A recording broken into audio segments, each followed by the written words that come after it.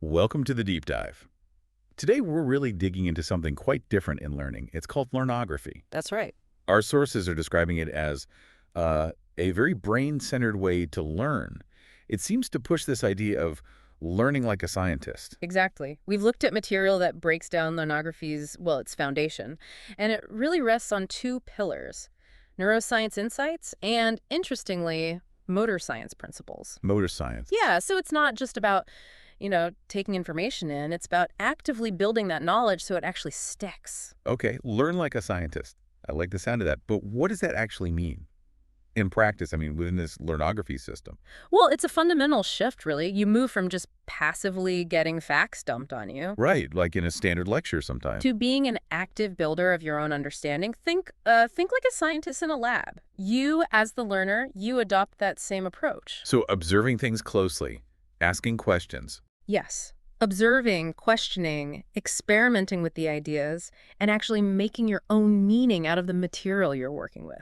So it's not just about knowing the steps like hypothesis, experiment, conclusion. No, It's embodying that whole mindset, whatever you're studying. precisely.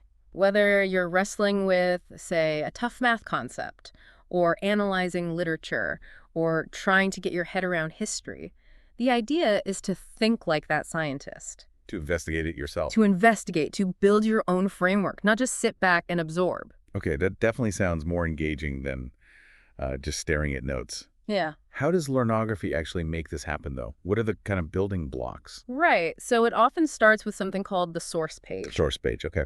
This is your first point of contact, your direct engagement with whatever you're learning. Could be a physical book, could be something digital. But the key thing is you, the learner, you take the lead.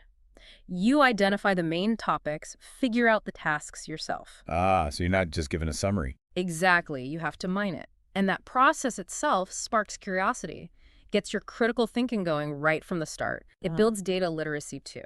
Okay, so you're actively digging into the source page. What's step 2? Well, after that initial observation, let's call it, you move to constructing brain pages. Brain pages. Interesting term. Think of them as your own mental modules. It's how you structure the information in your head.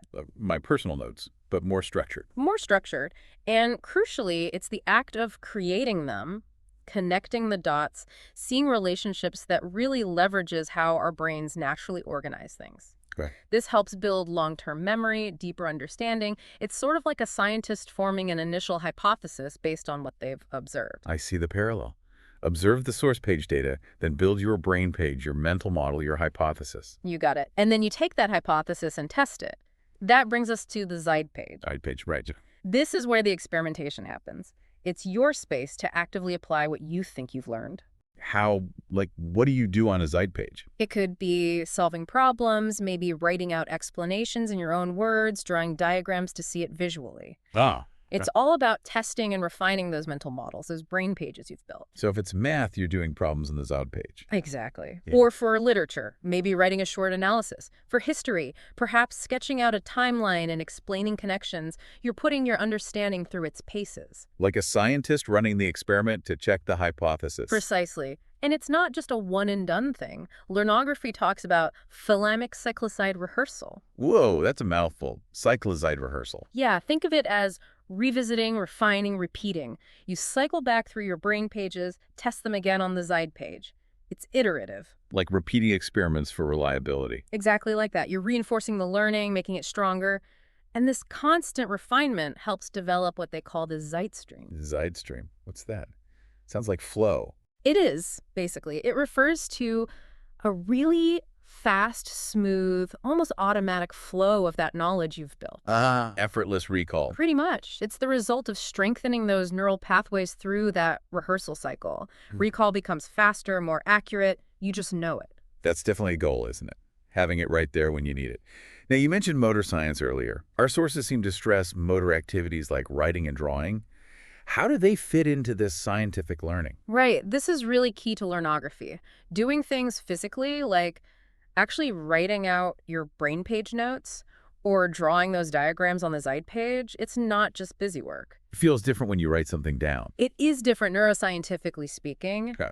These actions help anchor the learning in your motor circuits. Okay. And what's really interesting is that this activates deeper points of the brain. Areas like the substantia nigra, the basal ganglia, these are critical for procedural learning. Procedural learning, like learning a skill. Exactly, like riding a bike or typing, things that become automatic with practice. So writing and drawing helps make the knowledge itself more embedded, more automatic. It's like embodying the knowledge through action. Like a scientist actually doing the experiment, using the tools, not just thinking about it. Precisely that. It adds another layer of processing and consolidation.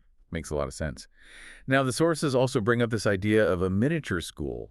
What are they getting at there? The miniature school. It's about restructuring the classroom, moving away from just the teacher at the front. In this model, every student kind of becomes a small teacher, but also a model learner. They interact, learn from each other. So more peer-to-peer learning. A lot more. Think of it like a research lab where scientists collaborate. Students review each other's work, their Zeidbook tasks, which compile their zeidpage efforts. They discuss, they challenge, they explain. Sounds much more dynamic. It really is. It builds leadership skills, gives students a real sense of ownership over what they're learning. And forces them to articulate their understanding, right? Exactly. You have to explain it to teach it. It mirrors that collaborative aspect of science, sharing results, building on each other's insights. The Zeidbook tasks are like the shared findings. I can see how that would deepen understanding and build communication skills, too. Definitely. And importantly, even in this collaborative setting, that motor science element is still there. They're still actively writing, drawing, solving, reinforcing those neural pathways together. So learnography isn't just about the thinking of a scientist, but also the doing and the collaborating. Absolutely.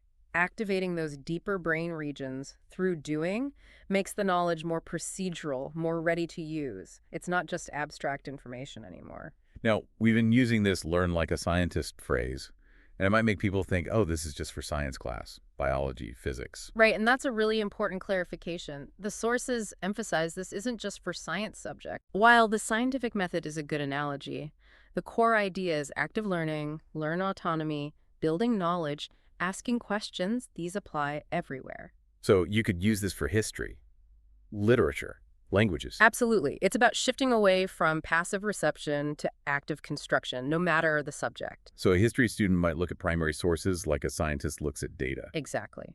Or a literature student could dissect a poem, build their interpretation, that's like their hypothesis, and then maybe write an essay on the zeidpage to test and articulate it. It transforms the classroom then. Yes, learnography aims to turn any learning space into a kind of cognitive laboratory. A cognitive laboratory. I like that. And every student becomes a researcher in that lab, exploring their subject, whatever it is. It fosters that discovery mindset across the board. It really sounds like it puts the power and maybe the excitement back into the learner's hands. That's the core idea. It empowers you, the learner, to be a better thinker, a more agile problem solver, to really unlock what your mind can do. So you're not just a consumer of information. No, you're the creator of your own understanding. Through that cycle, building brain pages, testing them on the zeidpage, you're constantly growing, mastering the material cognitively. Okay, so let's try and pull this together. We've explored learnography, this really interesting approach. It's grounded in brain science, neuroscience, and motor science. Right. And its central theme is learn like a scientist, which means active engagement, building your own mental maps, the brain pages.